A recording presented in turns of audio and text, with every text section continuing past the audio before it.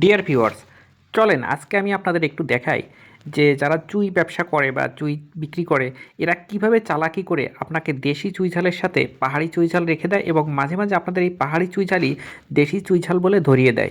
আজকের ভিডিওটা আপনি যদি মনোযোগ দিয়ে দেখেন তাহলে পাহাড়ি চুই ঝাল এবং দেশি চুই ঝালের মধ্যে পার্থক্য করতে পারবেন এবং এরপর আপনাকে আর কেউ ঠকাতে পারবে না।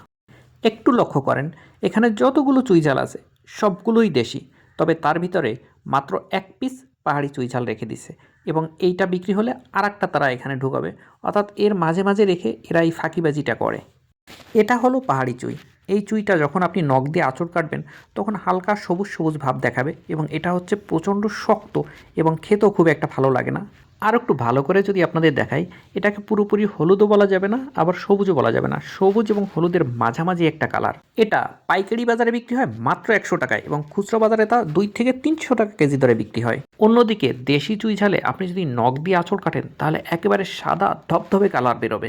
এই চুই ঝালটা খুবই নরম এবং টেস্টফুল, অনেকটা ডাঁটার মতো এবং এর একটা আলাদা সুঘ্রাণ রয়েছে যা মাংসের স্বাদকে অনেক গুণ বাড়িয়ে দেয়, স্পেশালি গরুর মাংস। 100 গ্রামের মেলা হয়।